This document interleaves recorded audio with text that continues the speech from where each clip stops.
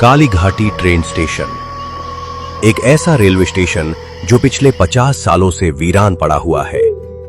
गांव के बुजुर्ग बताते हैं कि बीते 50 सालों से हर अमावस्या की रात ठीक रात के 12 बजे इस सुनसान स्टेशन की दिशा से शादी के नगारों जैसी रहस्यमयी आवाजें सुनाई देती हैं। लेकिन सबसे डरावनी बात यह है कि उस रात के बाद गांव की एक कुंवारी लड़की हमेशा के लिए गायब हो जाती है। आज फिर वही खौफनाक दिन लौट आया था। काली अमावस्या की रात पूरा गांव डर और बेचैनी में डूबा हुआ था। लोग छोटे छोटे झुंड बनाकर आपस में धीमी आवाज में बातें कर रहे थे, क्योंकि सबको पता था कि आज की रात फिर कुछ अनहोनी हो सकती है। अरे गणेश, आज फिर वही काली अमावस्या की रात आ गई है।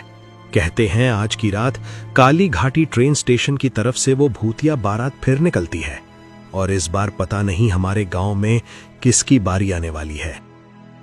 हाँ मोहन, आज फिर वही मनहूस काली अमावस्या की रात लौट आई है।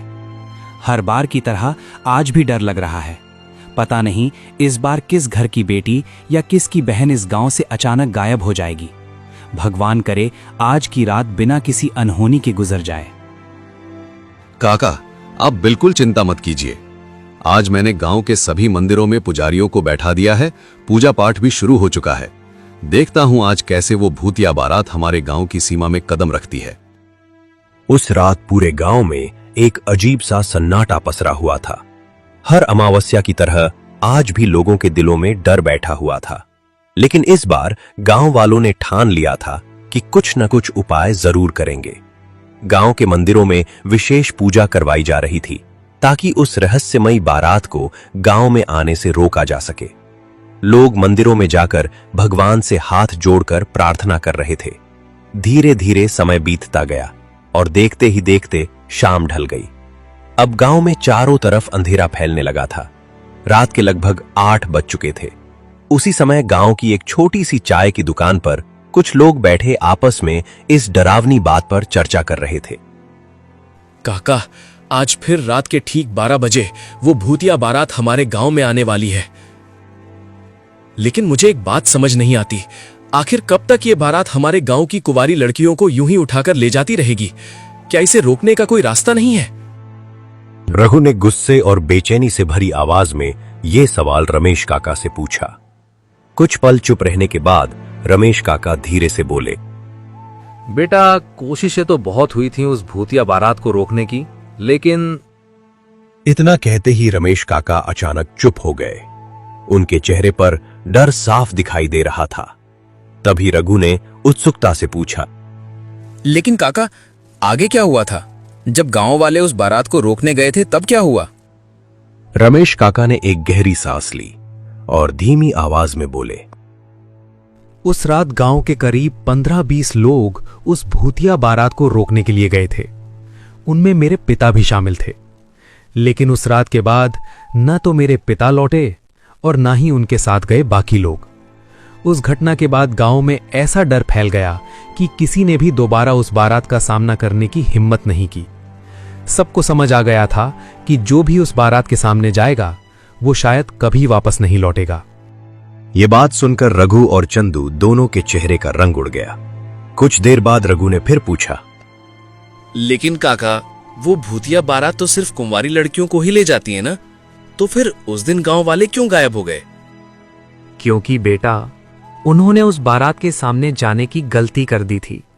और कहते हैं कि अमावस्या की रात अगर कोई भी इंसान घर के बाहर रह जाए और बारातियों की नजर उस पर पड़ जाए तो वो उसे भी अपने साथ ले जाते हैं। यह सुनकर चंदू के शरीर में सिहरन दौड़ गई। वो डरते डरते बोला, काका, क्या आपने कभी उस भूतिया बारात को अपनी आंखों से देखा है? नहीं बेटा, मैंने आज तक उस बारात को नहीं देखा। सच कहूं तो कभी देखने की हिम्मत ही नहीं हुई। रमेश काका अपनी बात खत्म ही कर रहे थे कि पास बैठे रामू काका अचानक बोले, अच्छा, अब बहुत बातें हो गईं। सब लोग तुरंत अपने अपने घर चले जाओ। रात काफी हो चुकी है, 10 बज चुके हैं। रामू काका की बात सुनने के बाद वहां बैठे सभी लोग धीरे धीरे अपनी अपनी राह पकड़कर घरों की ओर चलने लगे। लेकिन रमेश काका की डरावनी कहानी सुनने के बाद रघु और चंदू के मन में एक अजीब सी उत्सुकता जाग गई थी। अब उनके मन में बस एक ही सवाल घूम रहा था, आखिर वो भूतिया बारात दिखती कैसी है।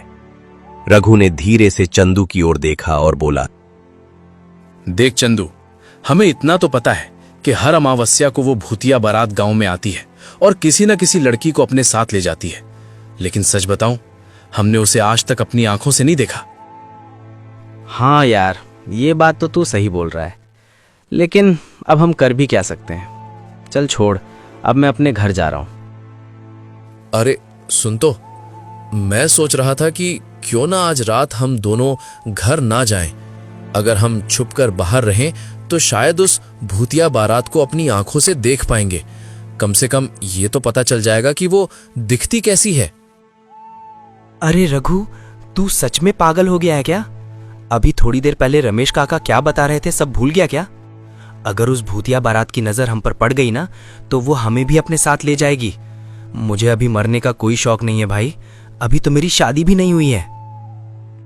अरे ओ डरपोक, अगर गांव की सारी लड़कियां ही गायब हो गईं, तो फिर शादी करेगा किससे? कहीं कुत्तों से तो नहीं करेगा। और सुन, मैं भी इतना बेवकूफ नहीं हूं। हम उनके सामने थोड़ी ना जाने वाले हैं। हम तो बस कहीं छुपकर दूर से उस भूतिया बारात को देखेंगे। उन्हें पता भी नहीं चलेगा कि हम उन्हें देख रहे हैं। अब समझ आया? लेकिन अगर फिर भी उन्होंने हमें देख लिया तो? नहीं भाई, मुझे ये सब ठीक नहीं लग रहा। तूने सुना नहीं था, रमेश काका कह रहे थे कि अमावस्या की रात घर के बाहर नहीं रहना चाहिए। अरे चंदू, इतना डरपोक मत बन। हम किसी पेड़ या दीवार के पीछे छुप कर देखेंगे, वो भूतिया बारात हमें देख भी नहीं पाएगी। चल बस चुपचाप मेरे साथ। आखिरकार चंदू रघु की बातों में आ ही गया। दोनों चुपके से गांव से थोड़ा दूर निकल गए ताकि उस भूतिया बारात को देख सके।